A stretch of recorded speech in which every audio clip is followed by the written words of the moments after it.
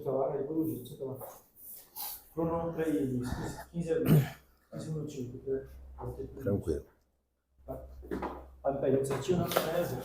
Hã? Tá me pegando certinho. Tá, pegando Pode vocês falar dois. já começar.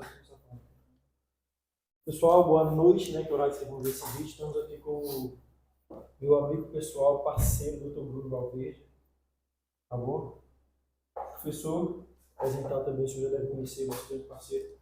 E vamos iniciar aqui com algumas perguntas. O doutor, mas antes disso, doutor, só queria que você apresentasse um pouquinho, falasse a área que o senhor atua hoje, a área que o seu escritório tem atuado também, tá bom? Pode falar da sua. Boa noite, pessoal. Prazer estar com vocês, conversando sobre essa questão profissional.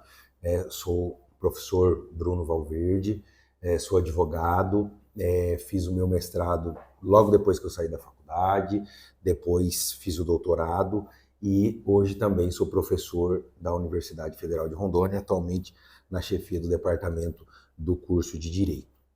Temos uma atuação aqui em Rondônia e em outros estados também na advocacia, principalmente em áreas ligadas ao Tribunal de Contas e ao direito administrativo, probidade administrativa, licitações e todos aqueles pontos que vocês que estão aí na batalha do curso de Direito estão acostumados, que é esse direito público, né? Então essa é o nosso escopo de atuação aqui no escritório. Vamos iniciar agora com as perguntas, doutor. Tá bom? O Luiz vai iniciar com a primeira aí. Olá, boa noite, tudo bem? Meu nome é Luiz, sou do curso de Direito da Metropolitana, 4º período. Doutor, a primeira pergunta é: como você identificou oportunidade de empreendimento dentro do campo jurídico e quais foram os seus principais desafios para empreender nesse ramo? Luiz, essa pergunta é bastante interessante. Por quê?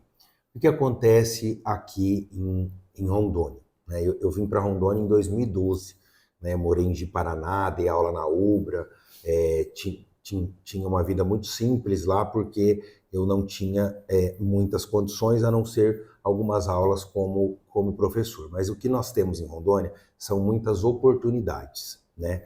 Nós temos um número razoável de advogados, mas nós não temos uma grande qualidade em algumas áreas. Então, por exemplo, nós focamos na especialidade. O grande X da questão do empreendedorismo na advocacia é você focar em áreas onde você não tem uma concorrência. Mas você quer fugir da concorrência? Não, não é que eu quero fugir da concorrência, mas, por exemplo, nós temos aqui, como em todos os outros lugares, políticos, agentes públicos e etc. E temos um órgão, que é o Tribunal de Contas, que todos os contratos públicos passam pelo Tribunal de Contas. E nós não tínhamos, até então, um escritório especializado nesse serviço dessa advocacia ostensiva dentro do Tribunal de Contas. Então, isso nos abriu um nicho muito grande dentro desse empreendedorismo jurídico, que é algo que acontece naturalmente. Eu vejo muitas pessoas que ficam o dia todo no Instagram e tal, alguns advogados e tudo, mas eu, Bruno, essa é a minha opinião, né? Na advocacia, as coisas precisam acontecer naturalmente, né? Os clientes vão te procurando, a melhor propaganda é o boca a boca. Então, esse empreendedorismo jurídico, eu acho que vocês que estão ainda na faculdade e podendo escolher isso, o que as pessoas fazem? Elas acabam a faculdade, elas vão fazer especialização em processo civil. Depois elas vão fazer especialização em direito civil.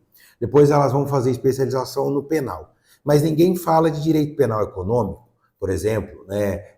Lavagem de dinheiro, crime de colarinho branco e etc., que é uma área muito carente também aqui em Rondônia, essa questão do direito penal econômico. Então, eu acho que essa questão do empreendedorismo na advocacia precisa ser focada especialmente em áreas onde você não tem um grande número de profissionais.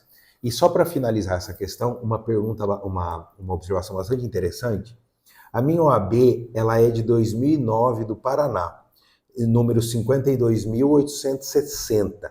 Então, significa que no Paraná, em 2009, nós tínhamos 52 mil advogados inscritos na OAB, né? Esse ano, 2009, esse ano, 2024, a Seccional Rondônia deve ter entregue aí a OAB número 14.000 aproximadamente. Então, nós temos hoje, em 2024, aproximadamente 14 mil advogados em Rondônia.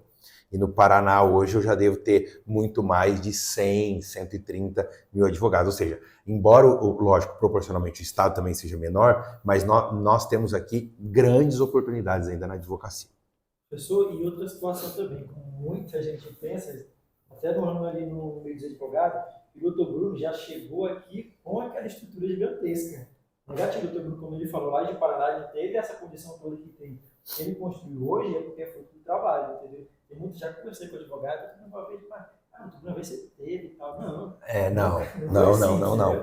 Eu, em 2012, eu morava numa rua que hoje não é mais rua de terra, né? A prefeitura asfaltou lá em Paraná, muito perto ali da Ubra, hoje é Faculdade São Lucas, ali, e eu, nos dias de chuva, eu tinha que ir para a faculdade de saco do mercado Irmãos Gonçalves no pé, para poder ir dar aula, né? Então, assim, nunca foi fácil, não. É muito complexo. E até hoje, a gente precisa fazer o quê?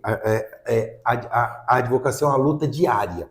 Então, diariamente, você precisa ir lidando com os obstáculos e fazer essa política jurídica para sobreviver também nesse meio, que não é fácil. Vamos para a segunda pergunta. Vamos lá.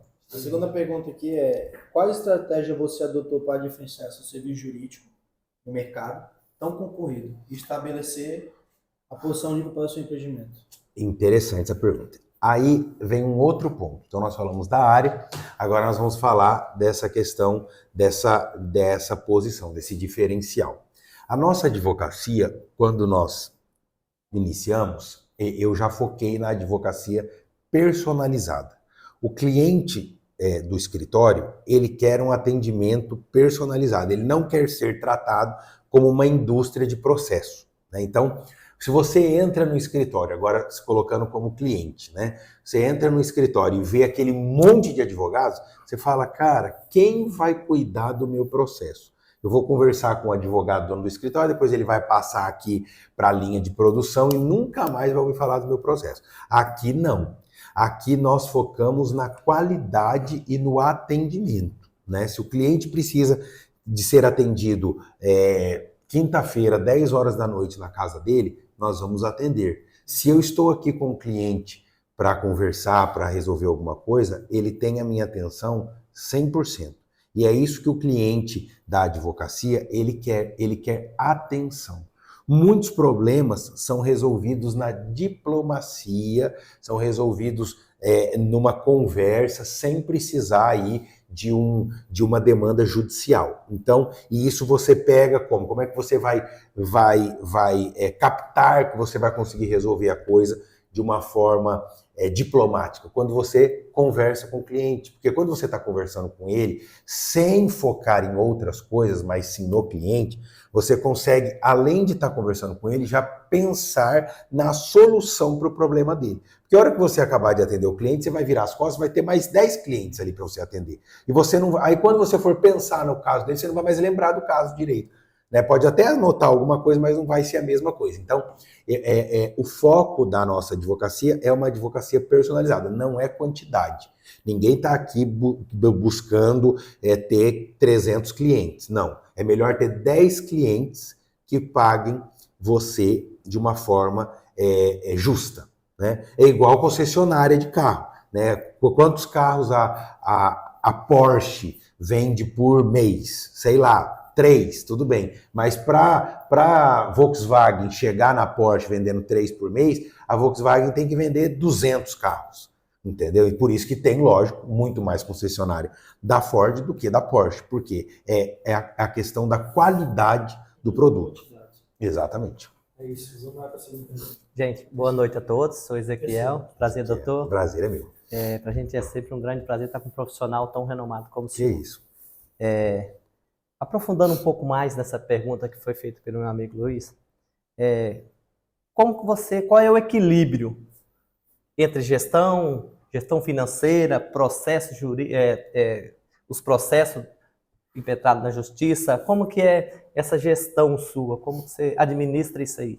Olha, outro ponto importante, Luiz, e com foco nessa pergunta, é a descentralização do escritório, né? É a descentralização do escritório. Por exemplo, e ter pessoas de confiança.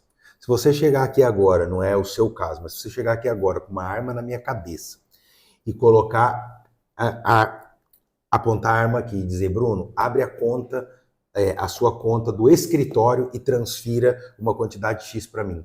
Você vai ter que atirar, porque nem a senha da conta da pessoa jurídica do escritório eu tenho. Isso é o quê? É descentralização e confiança. Então, eu tenho aqui um setor financeiro e administrativo que gera isso. Ah, mas você não tem o controle? Claro que tem. Semanalmente, ou diariamente, ou toda hora, eu peço um relatório e faço o checklist daquilo que está acontecendo. Agora, se o dono do escritório, se o sócio do escritório for ficar preocupado em ter que ficar vendo se o cliente pagou ou não pagou, aí você começa a tirar o foco daquilo que vai te trazer resultado. O que vai te trazer o resultado não é especificamente o administrativo, é a captação com qualidade dos clientes. Então você precisa ter pessoas que cuidem de determinados setores. Então, por exemplo, aqui eu tenho um setor administrativo e financeiro. Eu tenho outro setor que é a controladoria, é um setor que cuida só de prazos e protocolos. Então, qualquer advogado aqui, outra questão, eu não tenho token, nenhum token, eu não tenho token da minha assinatura da OAB. Exatamente, isso, eu tenho um advogado responsável, né, que quando ele vai fazer o protocolo, ele me pergunta se ele pode fazer aquele protocolo e eu autorizo, ele faz aquele protocolo. Mas, ou seja, isso tudo é conversado, isso tudo precisa ser treinado. Então, eu tenho uma equipe de confiança que pode, obviamente, fazer essas atividades. Por quê? Porque ela foi capacitada. Entendeu? Então, você tem todo o controle administrativo, financeiro e econômico da todo o controle administrativo, financeiro e econômico. Quando Exatamente. a gente iniciou, o doutor falou assim que iniciou lá embaixo, começou de carreira lá de Paraná e tal. Qual foi o caminho que você percorreu para você expandir? Que você acha que não saiu da área do direito eleitoral, por exemplo, na área eleitoral, que é essa área que engloba ali gestores, essa área aí. Como que você trilhou esse caminho para você chegar até aqui? Até onde você chegou? Esse é um outro problema. Essa é uma outra questão muito importante, que é o relacionamento. Né? É o network, você precisa se relacionar com as pessoas. E mais do que isso, é entender que nem sempre a sua primeira causa vai ser a causa que vai te deixar rico. Entendeu? Você tem que começar com o degrau. Você não vai querer chegar, eu vou cobrar 100 mil da pessoa. Se ele não quiser, ele que não faça. Não. No então, começo da carreira... Podemos usar aquele termo, ter amiga é melhor do que ter dinheiro. Ter amiga é melhor do que ter dinheiro. Nessa área também, né? Porque é aquilo que eu falei no começo. É o boca a boca. As pessoas vão buscar aquele profissional por conta dos resultados. Se você tem bons resultados, você vai atrair novos clientes. Se você não tem bons resultados, você vai ter que captar outros clientes. Por quê? Porque o boca a boca, a propaganda assim, não vai funcionar. Um detalhe importante, doutor, que o senhor, diga assim, que o senhor é um pouco inverso. Porque o senhor não movimenta tanto as redes sociais. Exatamente. Teria mais o leque de pessoas que conhecem o doutor, que indicam ele, que faz o boca a boca de uma pessoa para outra, assim, gigantesco. E o doutor movimenta as redes sociais dele, é difícil você ver a postagem. Uma coisa e outra, porque... A próxima pergunta já ia ser essa daí, então já enganchando com o Pacelli ali. Como é que você utiliza essas ferramentas tecnológicas hoje? Ele já disse que parece que você não tem rede social e não utiliza tanto essa ferramenta.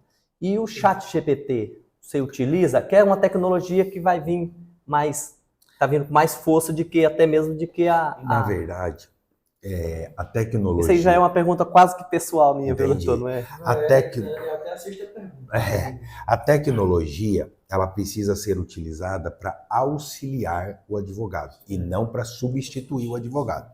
Então aqui, por exemplo, a gente tem um bom sistema de captação de prazos, um bom sistema agora. Essa questão da inteligência artificial é algo que eu ainda tenho um pouco de resistência, porque eu acho que a peça na advocacia personalizada que eu estou dizendo, ela precisa ser artesanal.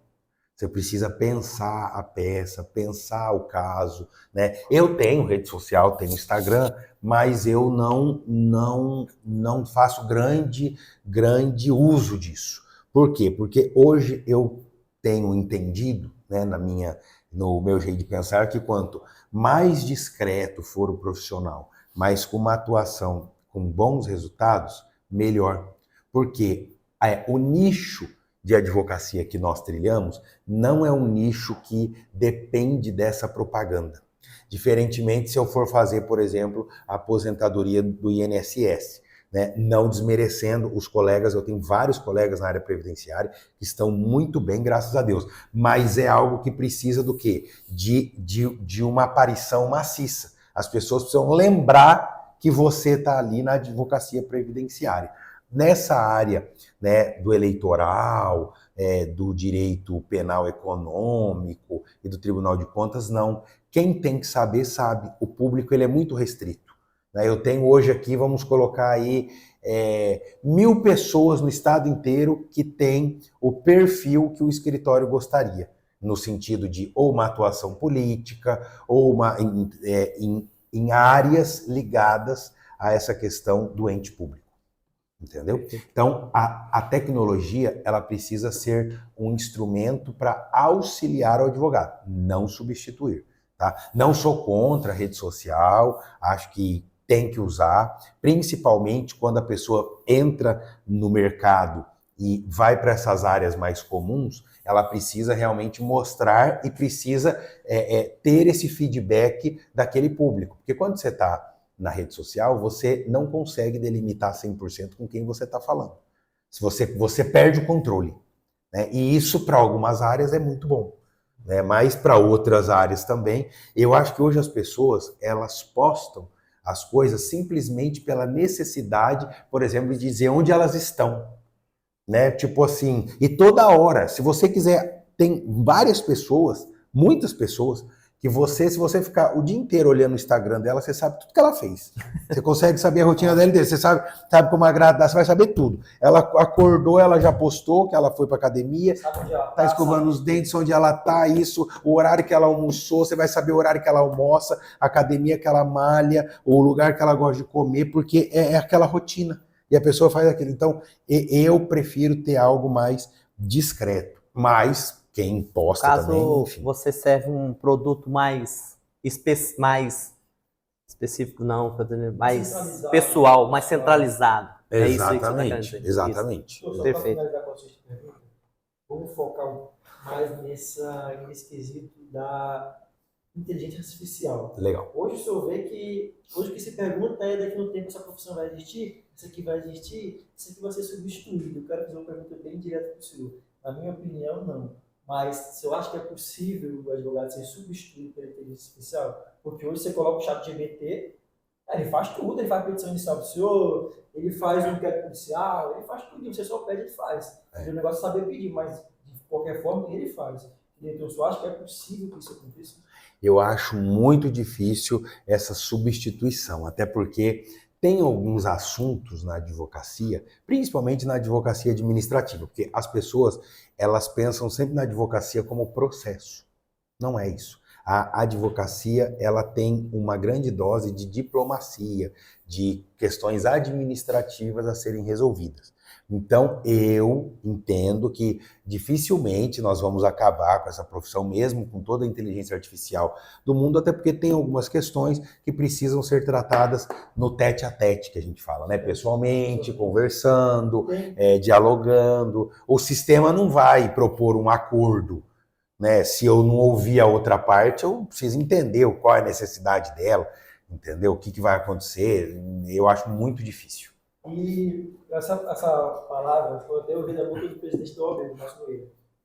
Ele fala bem assim, que o ChatGPT faz tudo que você pede, mas tem uma coisa que ele não tem, que é o sentimento do advogado pelo cliente. Quando o cliente fala aquilo, o sentimento do advogado realmente se coloca no lugar dele, cara, não, vou para causa e tudo mais. O ChatGPT não tem isso, que é o sentimento da pessoa para a pessoa. Então, uma coisa que ele falou é que isso aí nunca vou esquecer. Eu não sei mais se ele perguntando, a inteligência artificial vai passar por cima de todo mundo, tá? E eu aposto que não. É mais para somar, né? Para somar. É para substituir de qualquer forma. E é exatamente isso, esse contato físico, esse sentimento, etc. Por exemplo, eu poderia ter feito essa entrevista pelo Meet, Mas não era a mesma coisa, entendeu? Ah, O sim, com contato certeza. físico, a conversa, o bate-papo é diferente, né? Até o mesmo network ele vai ficando meio para longe, Exatamente, né? porque aí, Artificialmente você não consegue. aí sai essa questão da pessoalidade, Isso. entendeu? Essa questão Doutor, da pessoalidade. mais uma vez, muito obrigado por você ter nos recebido aqui. Para nós, assim, é uma honra estar aqui com o senhor, porque o senhor nos recebeu da primeira ligação que o Pacelli fez. Então, Sim. a gente tem muito a agradecer ao senhor, agradecer pela entrevista. A entrevista você deixou a gente muito à vontade. Claro. E deixar o meu amigo Pacelli ali, que ele quer falar mais um pouco. E te agradecer, nós temos que te agradecer. Pessoal, mais Uma vez, boa noite a todos. agradecer ao professor, né, que me deu essa oportunidade. O Dr. Bruno, que é um parceiro demais, é advogado de grandes políticos, pessoas assim, maravilhosas, tanto do meu pai quanto do prefeito do Chaves. Entendeu? Então é uma honra estar aqui com eles. Espero que vocês tenham gostado também desse vídeo. Pessoal, eu quero agradecer vocês, todos os alunos, sempre estou à disposição para contribuir com vocês. Tá? Um abraço para o professor também. Quem é o professor dessa disciplina? É o professor Denilson Moreira, Tá. de Oficina Empreendedora. Um abraço, professor Denilson, né, para todos os alunos, né, e sempre estamos à disposição de vocês para qualquer dúvida. E parabéns pela iniciativa desse trabalho, que é muito interessante isso daí. E continuem na luta, que a advocacia é algo muito interessante, vale a pena. Fechou, é isso aí. Obrigado. Tá? Obrigado, Pacelli. Muito obrigado, gente. Muito obrigado. Obrigado. Obrigado Vamos só vocês. tirar uma foto ali. Ah, sim. O senhor já está como